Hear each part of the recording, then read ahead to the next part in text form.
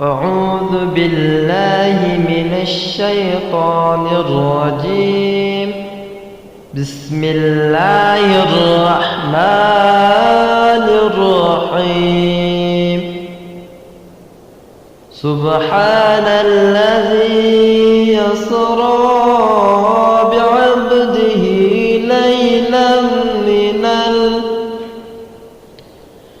ليلا من المسجد الحرام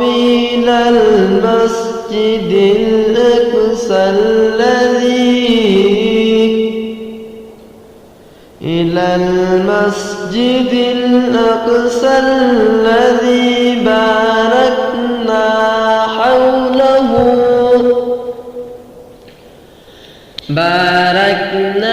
حوله لنريه من آياتنا إنه هو السميع البصير. وآتينا موسى الكتاب وجعلناه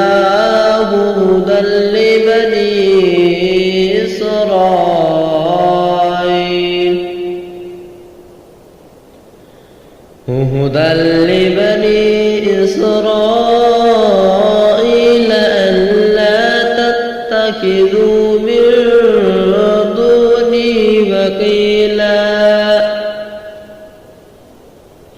ذرية من حملنا مع نوح إنه كان عبدا شكورا.